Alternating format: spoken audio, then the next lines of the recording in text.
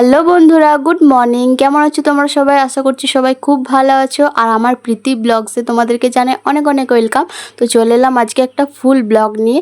তো এদিকে এঁচোড়টা দেখতে পেলে, এঁচোড়টা আমার বর এনেছিল আমাদের শ্বশুরবাড়ির গাছের থেকে। তো আমি কালকে রান্না করতে পারিনি, তাই আজ রবিবার দিন রান্না করছি। তো আজকে রান্নাটা একটু অন্যরকমভাবে করব।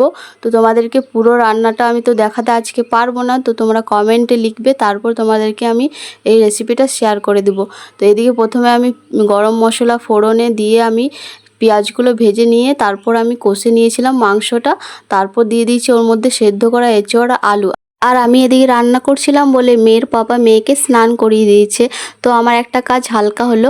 তারপর আমিও স্নান করেছি। তো তোমাদের সামনে সকাল থেকে আসতে পারিনি, তার কারণ হচ্ছে এই যে কাপড়গুলো সব কাঁচা হয়েছে আজ। তো তার জন্য তোমার সামনে আসতে পারিনি, অনেক কাজ ছিল। আর এদিকে আমি দেখো রান্না করেছি। মেয়ের জন্য চিকেনটা প্রথমে ভেজে নিয়েছিলাম মেটে আর সলিড পিসটা।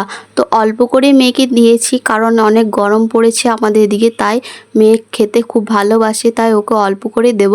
আর এই যে আমাদের খাবারগুলো বেড়ে নিয়েছি। তো তো খেতে তো খুবই টেস্টি হয়েছিল। আর রান্নায় ছিল শাক ভাজা আর ছিল একটু আচার। তারপর খাওয়া দাওয়া করে আমরা ঘুমিয়েছিলাম দুপুরবেলা। তারপর আমরা যাচ্ছি এখন ঘুরতে তিনজন মিলে। তো আমার বর আজকে কাজে যায়নি, যেহেতু বাড়িতে ছিল, তাই বললাম চলো আজ একটু ঘুরে আসি। আর রবিবার দিন আমাদের এখানে একটা হাট বসে। তো দেখো হাটটা একদম পুরোপুরি ফাঁকা। ওইদিকে দেখো প্রথমে জুতোর দোকান বসেছিল, আর এদিকে অনেক কাপড় চোপড়ও বসে। আর ওইদিকে লাইন লাইনে খাবার দোকান, সেগুলো এখন বসেনি সব। আর এখানে দেখো সব কিছু মশলাপাতি বসে। এখান থেকে কিছু মশলা কিনে নিলাম। তারপর দেখো সবজির বাজারটা তোমাদেরকে দেখাচ্ছি। এটা বাজার না, মানে হাট, আমি বাজার বলে ফেলছি। তো এখন ফাঁকা আছে, এতটাও ভিড় হয়নি, কিন্তু সন্ধ্যের দিকে খুবই ভিড় হয়। তো আমাদের এখানে ছোট্ট একটা হাট। তো তোমাদের কেমন লাগলো কমেন্টে জানাবে। আর আমি এখানে কিছু শসা কিনে নিলাম। আর গরমে তো শসা খাওয়াই ভালো, তার জন্য বেশি করে কিনলাম। তারপর বরের খিদে পেয়ে গেছিলো, তাই কিনে নিচ্ছিলাম এখানে ব্রেড চপ। তো এত গরম দিচ্ছে, তাও তোমরা ভাববে যে আমরা কেন খাচ্ছি। তো আমার বরের আর আমার দুজনের খিদে পেয়ে গেছিলো। তো আমি ভাবছিলাম প্রথমে খাবো না বাইরের তেলে ছাকা খাবার, তো খেলে আমি একটু মোটা হয়ে যাচ্ছি, নিজেকে কন্ট্রোল করার জন্য। তো বর বারবার জিজ্ঞেস করছে তুমি খাবে না, তুমি খাবে না। তাই আমিও বললাম যে হ্যাঁ খাবো, তাহলে খেয়ে নিই, কিছু হবে না একদিন খেলে। আর ওরকম করে করে আমার একদিন একদিন করে প্রত্যেক দিন হয়ে যাচ্ছে। তো আমরা খাচ্ছিলাম দেখে মেয়েও খেতে খুঁজল। ভয় করছে। আর দেখো মেয়ে জিনিসগুলো কত কিছু শিখেছে, আর আমাদেরকে ভয় দেখাচ্ছে, আর ও নিজে নাচছে। তো মেয়ে খেতে খুঁজছিল, তো ওকে তো বেশি দেওয়া হয়নি ব্রেড চপটা, তাই ওর জন্য একটা জিনিস এনেছি। চলো তোমাদেরকে দেখাই। তো এই যে আমরা কতগুলো শসা নিয়েছিলাম আর নিয়েছিলাম মশলা।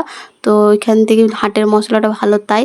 আর এদিকে দেখো এনেছি দই, ঠান্ডা ঠান্ডা, একটা টক দই, একটা মিষ্টি দই। আর দেখো মেয়ের রিয়াকশান দেখো, এটা দেখে ও খুব খুশি হয়ে যায়, আর এটা খেতে খুব পছন্দ করে। আর ওকেও এটাও ডেলি দেওয়া হয় না, মানে অনেক দিন পর পরই দেওয়া হয়।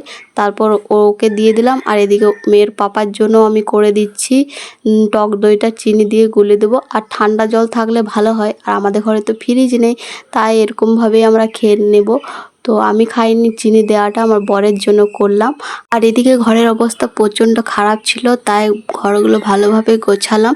তখন কাপড়গুলো কেচেছিলাম, সেগুলো আমি তুলে দিয়ে রেখে গিয়েছিলাম হাট। তো দুটো ঘরে গোছানো হয়ে গেছে। তো সন্ধ্যা হয়ে গেছিলো, আর মেয়েকে খেলাতে নিয়ে গেছিলো ওর পাপা। তো আমি ঘর গোছাচ্ছিলাম বলে। আর এদিকে দেখো আমি ঘেমে অবস্থা খারাপ হয়ে গেছে। আর এখন বর আর মেয়ের জন্য বসাবো ভাত, তারপর মুখ হাত ধুয়ে একটু বাইরে বসবো। আর দিনের যে তরকারিটা বেঁচেছিল ওটাতে মেয়ের আর বরের হয়ে যাবে। তো আমি আর রাত্রে সেরকম কিছু খাবো না।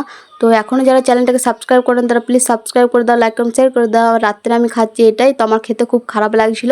তো আমার বর বলছে তুমি তো পুরো পাগল হয়ে গেছো। তো কিছু করার নেই গাইস, আমি মোটা হয়ে যাচ্ছি, তাই আমাকে এগুলো খেতে হবে।